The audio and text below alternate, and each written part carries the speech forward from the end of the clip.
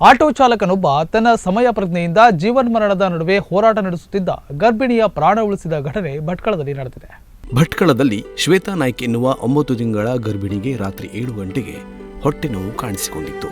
ಈ ವೇಳೆ ಮನೆಯವರು ಮೊದಲಿನಿಂದಲೂ ತೋರಿಸುತ್ತಿದ್ದ ಆಸ್ಪತ್ರೆ ವೈದ್ಯರಿಗೆ ಕರೆ ಮಾಡಿದ್ದಾರೆ.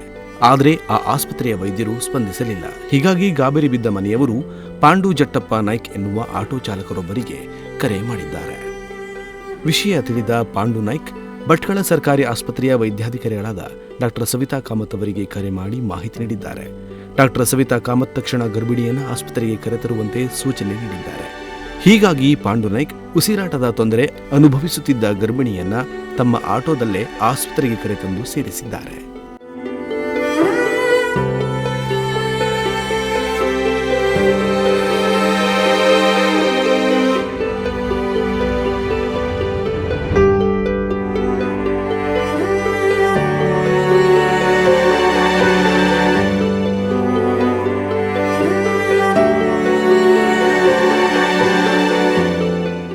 ಇಷ್ಟೊತ್ತಿಗಾಗಲೇ ರಾತ್ರಿ 8 ಗಂಟೆಯಾಗಿತ್ತು. ಡಾಕ್ಟರ್ ಸವಿತಾ ಕಾಮತ್ ಅವರು ಉಸಿರಾಟದಿಂದ ಬಳಲುತ್ತಿರುವ ಗರ್ಭಿಣಿಗೆ ಶಸ್ತ್ರಚಿಕಿತ್ಸೆ ಮಾಡಿ ಮಗುವನ್ನ ಹೊರತೆಗೆಯಬೇಕಿದೆ ಎಂದಿದ್ದಾರೆ.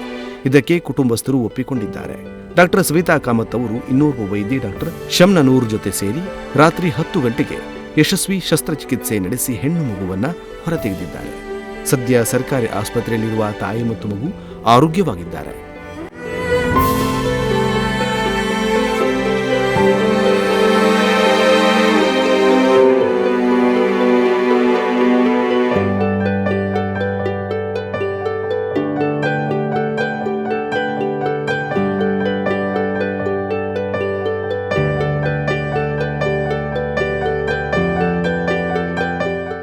ಒಟ್ನಲ್ಲಿ ರಾತ್ರಿ ವೇಳೆ ದಾರಿ ಕಾಣದೆ ಕಂಗಾಲಾಗಿದ್ದ ಕುಟುಂಬಕ್ಕೆ ಪಾಂಡು ನಾಯ್ಕ್ ತಮ್ಮ ಸಮಯ ಪ್ರಜ್ಞೆ ಮತ್ತು ತಮಗಿದ್ದ ಕಾಂಟ್ಯಾಕ್ಟ್ನಿಂದ ಗರ್ಭಿಣಿಗೆ ಸೂಕ್ತ ಚಿಕಿತ್ಸೆ ಸಿಗುವಂತೆ ಮಾಡಿ ಪ್ರಾಣ ಉಳಿಸಿದ್ದಾರೆ.